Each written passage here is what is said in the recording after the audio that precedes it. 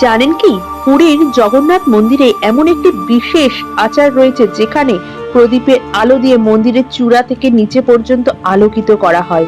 কিন্তু এর পিছনে রয়েছে কি রহস্য? এই বিশেষ দীপদানের সময় মন্দিরের বিভিন্ন অংশে প্রদীপ জ্বালানো হয়।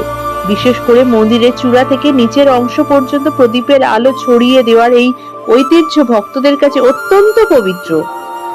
হিন্দু ধর্মীয় বিশ্বাসে প্রদীপের আলো অন্ধকার দূর করে, জ্ঞান, পবিত্রতা ও শুভ শক্তির প্রতীক। তাই দেবতার উদ্দেশ্যে প্রদীপ জ্বালানো মানে শুধু আলো দেওয়ার নয়, নিজের জীবনের অন্ধকারও দূর করার প্রার্থনা করা। পুরীর মতো পবিত্র ধামে এই দীপদানের সঙ্গে ভক্তির আবেগও আরো গভীরভাবে জড়িয়ে আছে। মন্দিরের উঁচু চূড়া থেকে নিচের দিকে প্রদীপের আলো ছড়িয়ে পড়ার দৃশ্য তাই ভক্তদের কাছে অত্যন্ত আকর্ষণীয়। মনে করা হয় এই আলো সমগ্র শ্রীক্ষেত্রে মঙ্গল ও পবিত্রতার প্রতীক।